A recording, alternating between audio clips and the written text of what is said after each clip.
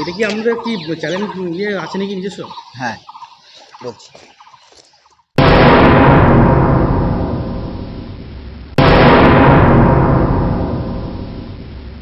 আজকের ভিডিওটি শৈলেশ্বর শিব মন্দির ও জমিদার বাড়ি নিয়ে।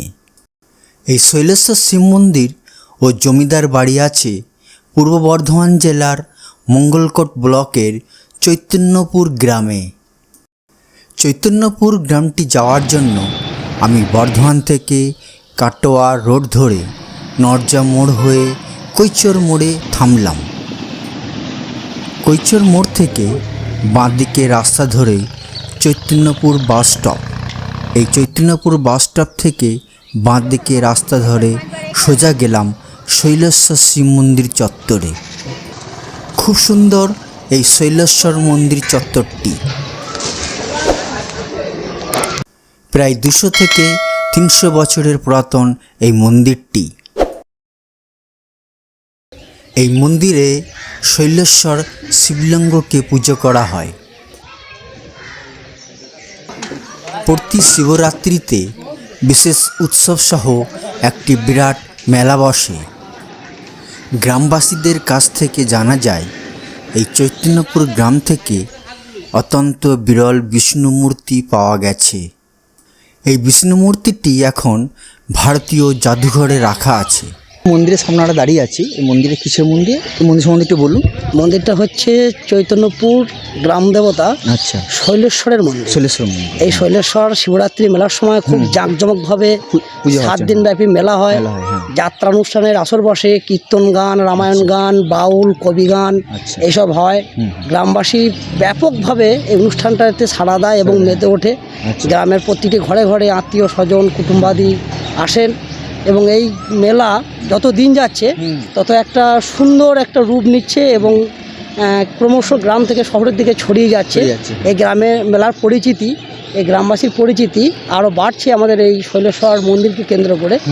আগামী দিনে শৈলেশ্বর মন্দিরে যাতে আর কি প্রত্যেক দিন ভোগের ব্যবস্থা করা হয়, প্রতিদিন উপসীরা খেতে পায়, যারা দর্শনার্থী আছে তারা যাতে প্রতিদিন এখানে সেবা করতে পারে, প্রসাদ পেতে পারে, সেই সুব্যবস্থা করার বন্দোবস্ত চলছে। আর এমনি দৈনিক সেবা, নিত্য সেবা? দৈনিক সেবা আছে। এখানে যে চোংদার গোষ্ঠী আছে, চোংদার, কৃষ্ণ চোংদার, সাধন চোংদার, অশ্বিনী চোংদার, সমীর চোংদার। আচ্ছা আচ্ছা। চোংদারদের করাই যে চোংদার, হ্যাঁ, ঘুষকাড়ার চোংদার ছিল। ওই ঘুষকাড়ার চোংদাররা এখানে উঠে এসেছে এই এখানকার সেবায়িত হিসাবে। এবং গ্রামের যে কোনো মঙ্গল অনুষ্ঠানে, শুভ অনুষ্ঠানে এই দেবতাকে স্মরণ করে অনুষ্ঠান শুরু করা হয়। কি নাম দাদা আপনার? আমার নাম হচ্ছে বংশীচন্দ্র ঘোষ। ধন্যবাদ দাদা, আপনার সাথে কথা বলে খুব ভালো। ধন্যবাদ আপনাকেও আমাদের গ্রামের পরিচিতি বাড়িয়ে দেওয়ার জন্য, গ্রামের পরিচিতি আরও দিকে দিকে ছড়িয়ে দেওয়ার জন্য ধন্যবাদ। Thank you.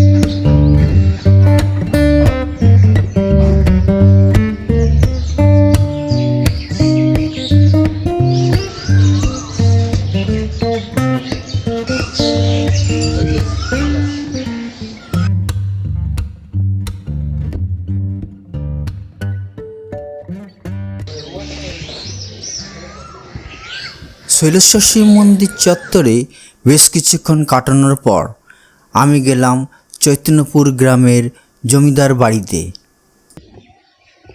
ষষ্ঠীতলা আছে।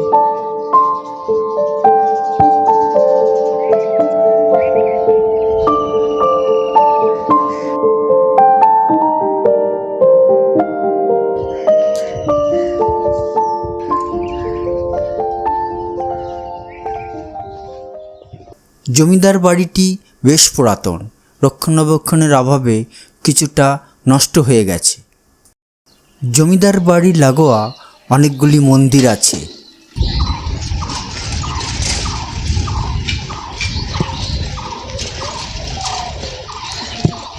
দাদা এটা কিসের মন্দির এটা? এটা হচ্ছে দুর্গা মন্দির।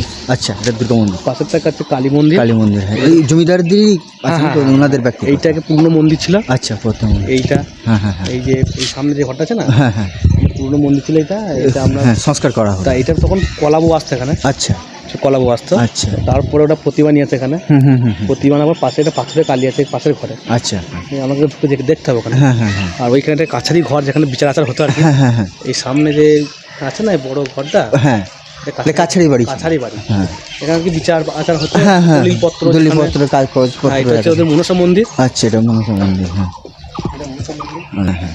আর এইগুলো আমরা ভেতরে ঢুকে দেখতে অনেক কিছু আছে। আচ্ছা। আগে ওইখানটা লক্ষ্মী প্রতিমা আসতো না, হ্যাঁ, ডান্স সময় যে বলতাম, হ্যাঁ হ্যাঁ ওই সামনে কোণে ঘরগুলোতে। আচ্ছা হ্যাঁ, ওদের লক্ষ্মী আর কি, লক্ষ্মী নারায়ণ যেগুলো থাকতো আর কি, আচ্ছা, আচ্ছা, ঠাকুর। আচ্ছা। ওই ঠাকুর ওখানে এসে এখানে আসতো। আচ্ছা, তারপর এখানে পুজো শুরু হতো। এগুলো। আর এই যে ঘর সামনে যে ঘরটা আছে, হ্যাঁ হ্যাঁ, এখানে কাছারি বাড়ি বলা হয়। আচ্ছা, এটা কাছারি বাড়ি।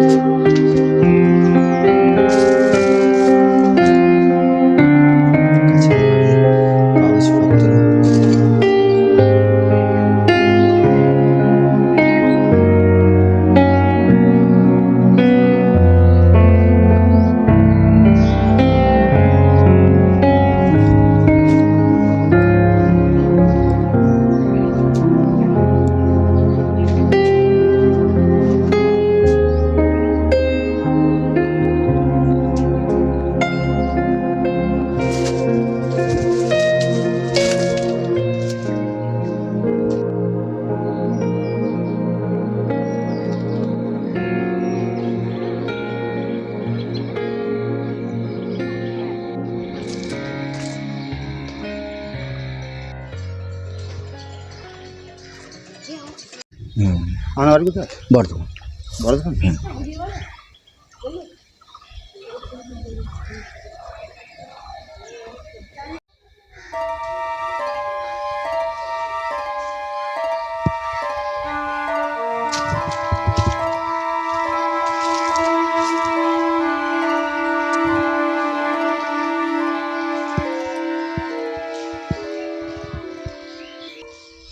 এই চৈতন্যপুর গ্রামটি বেশ সুন্দর, চারিদিকে প্রাকৃতিক সৌন্দর্য ভরা। শিব মন্দির, জমিদার বাড়ি এবং অন্যান্য মন্দির নিয়ে ভালো একটা শর্ট ট্রিপ করার মতো এই গ্রামটি। বেশ কিছুক্ষণ এই গ্রামে কাটানোর পর বাড়ির উদ্দেশ্যে আমার বাইকটি স্টার্ট করলাম। ভিডিওটি আজ এখানেই শেষ করছি। আমার ভিডিওটি যদি আপনাদের ভালো লাগে অবশ্যই বেশি বেশি করে শেয়ার করবেন, কমেন্ট করবেন, সাবস্ক্রাইব করবেন। ধন্যবাদ।